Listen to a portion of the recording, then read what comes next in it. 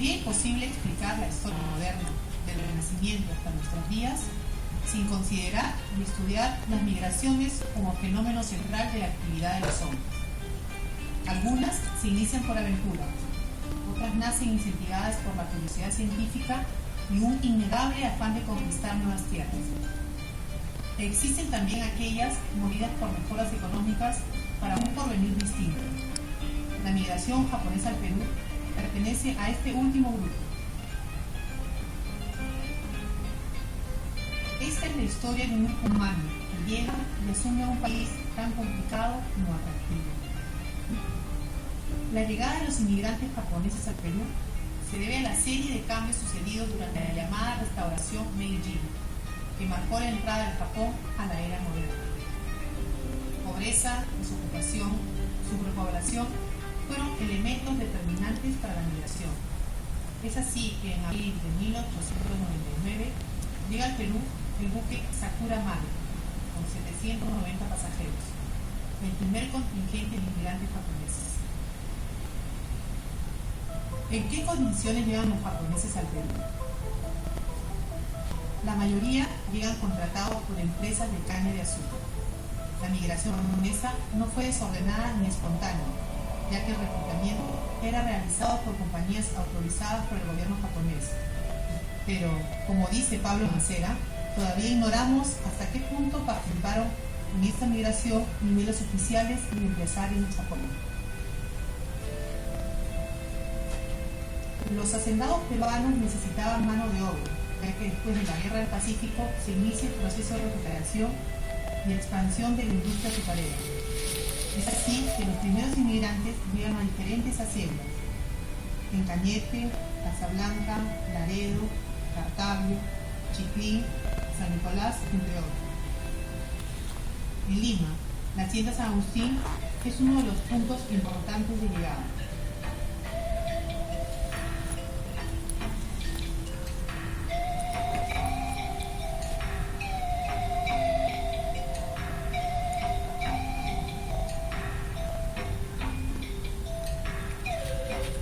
Juan Yara tiene 65 años y es agricultor de la hacienda San Agustín. Llegó acá con su padre, miembro de la primera generación de inmigrantes japoneses. ¿Cómo llegó usted acá a Lima, a la hacienda San Agustín, señor Yara? Mis padres llegaron acá en 1900, llegó en 1919 a Cañete, de aquí de ahí se viene a San Agustín alrededor del año 23 y posteriormente nací acá. Cuando llega acá todavía existía caña de azúcar. Ellos vinieron como trabajadores contratados, pero posteriormente ya se parcela, se le divide y se le da la chacra como arrendatario. Época de la guía, siempre eran los dueños de los prados, siempre hasta último.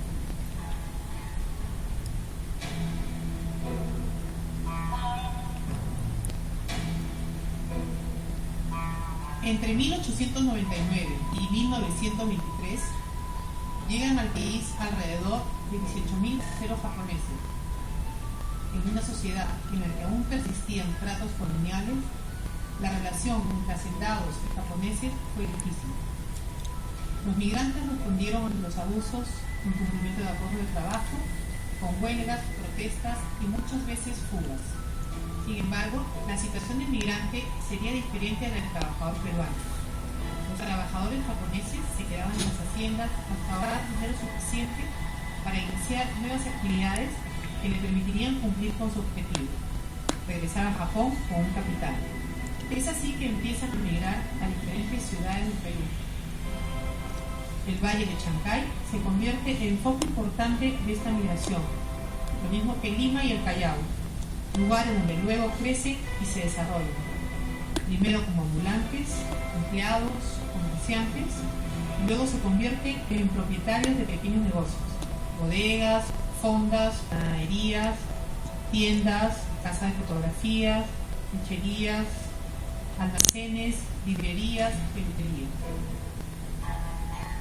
Según Amelia Morimoto, antes de la Primera Guerra de Lima y Callao, Existían 32 establecimientos japoneses, incrementándose el número a 243 luego de la guerra.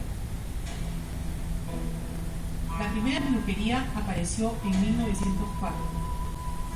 En 1924 suma 130 sobre un total de 176 que existían en Lima y Callao. Se funda la Asociación de Peluqueros de Lima y el Callao, gremio, que además de defender sus derechos, se convierten en las primeras asociaciones formales de los japoneses. La solidaridad, antiguo valor japonés, se une al deseo de progreso, no solo individual, sino también colectivo. Surge en la comunidad la práctica de Tanomoshi o cambio. Aumenta la presencia japonesa en los negocios, no solo en la ciudad, sino también en el campo, destacando la producción algodonera en el Valle de Chancay. Del pequeño comercio crecen al mediano y a la empresa, almacenes, carrocerías, grandes bazares. La consolidación de principios y valores es lo más importante en la población japonesa. Dueños de una cultura ancestral, mantienen y reproducen sus costumbres. Se casan entre japoneses. Muchos de estos matrimonios son concertados por correo.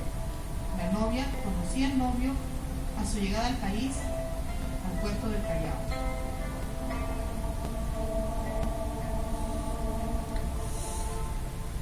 La educación es de gran prioridad para la comunidad.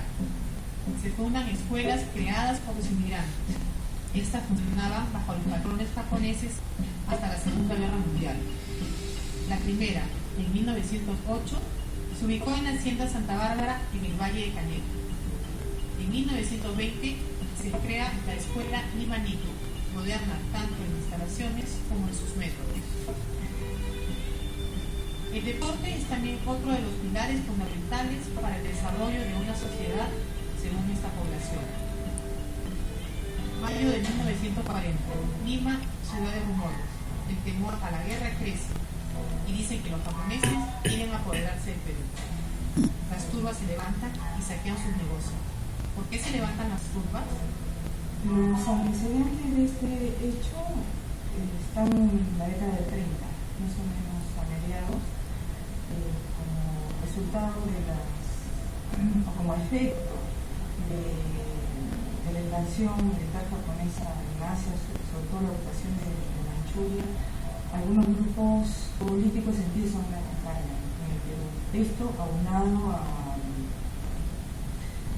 al relativo éxito de algunos empresarios de origen japonés, inicialmente inmigrantes.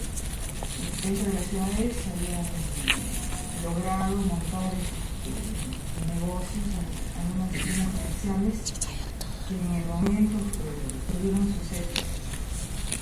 Entonces, y aparte de eso también la presencia japonesa en el Valle de Chancay. Chancay también fue muy importante para el desarrollo del cultivo del algodón. Este saqueo no fue una acción espontánea. Fue preparada en secreto con la participación de una embajada extranjera y ciertos sectores políticos peruanos vinculados tanto a la extrema derecha como a posiciones de centro izquierda. Solo podemos decir que el pueblo mismo fue manipulado y la suya fue una responsabilidad atenuada. Los verdaderos responsables son los que pensaron y no los que ejecutaron.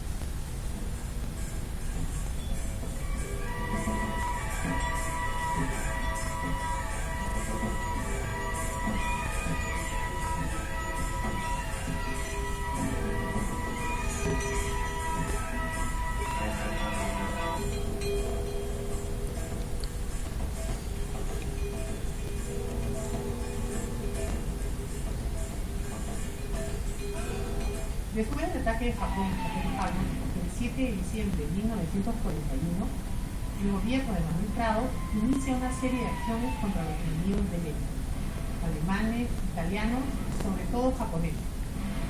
Mediante decretos ley se confiscan propiedades. Entre 1942 y 1945 son deportados 1.800 japoneses e hijos de japoneses de nacionalidad peruana hacia campos de reubicación en los Estados Unidos, para su posterior canje por prisioneros norteamericanos en manos de Japón. De esos 1.800, solo a 100 se les permitió regresar al Perú.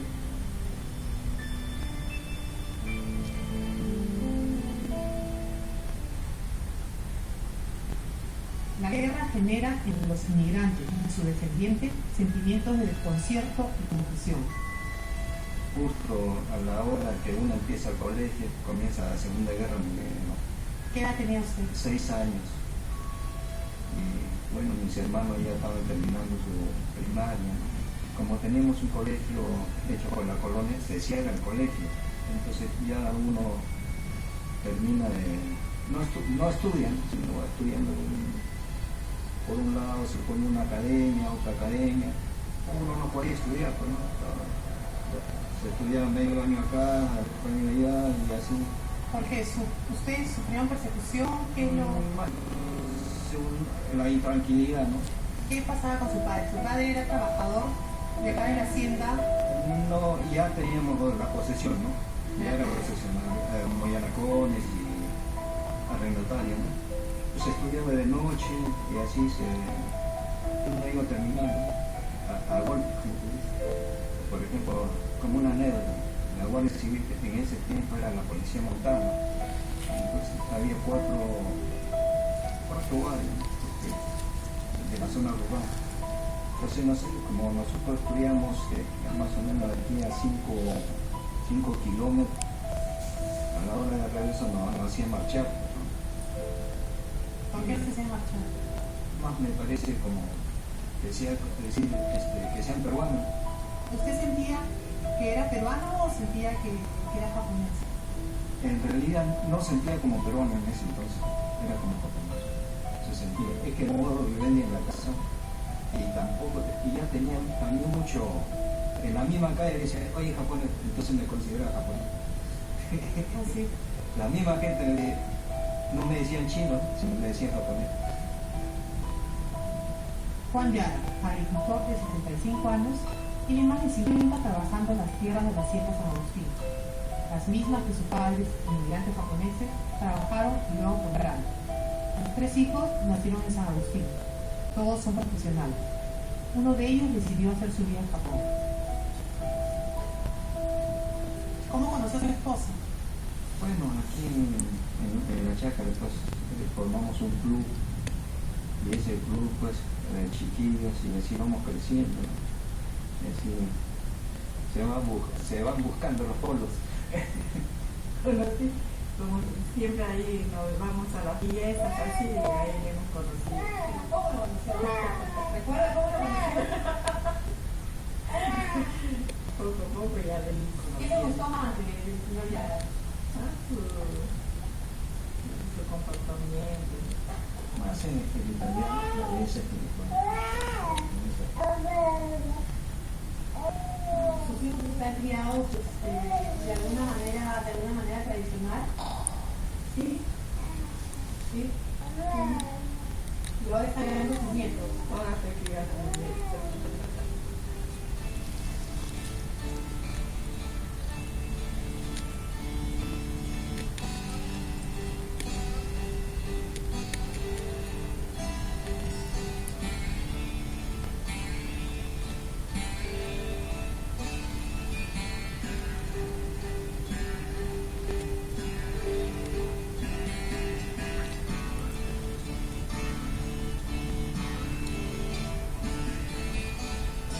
¿En quién cree usted? ¿Cree en Dios, en Buda? No puedo tocar ese punto. ¿Por qué? Yo creo en mis antepasados.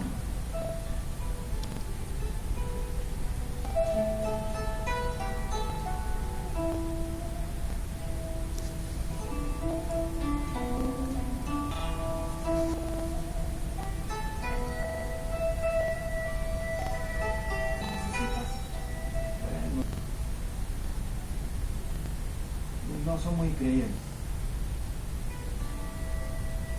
Algunos se quedan en el campo y otros van a la ciudad. Empieza la reconstrucción, un nuevo periodo para la comunidad japonesa en el Perú.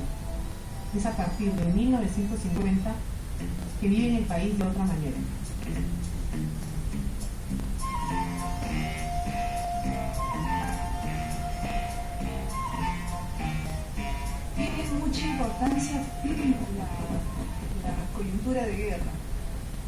porque no solo por los hechos negativos que ocurren durante esos años, sino porque significa una toma de conciencia para los inmigrantes de que las raíces estaban echadas. Ellos vivieron hasta esos años con la esperanza de regresar en algún momento a su país. Y la guerra como que marca el inicio de otro momento en la historia. Este periodo también para los hijos. Los hijos empiezan a partir de la posguerra a construir una nueva identidad, a empezar a sentirse peruanos y conquistar también una nacionalidad. La Casa Silvia San Agustín, pronto se va a convertir en la extensión del aeropuerto Jorge Chávez. ¿Qué va a hacer usted, señora? ¿Cuáles son sus planes? Bueno, uno es agricultor, pues como agricultor, siempre uno busca tierra. ¿Qué es la tierra para usted, señor Yara? Es una vida.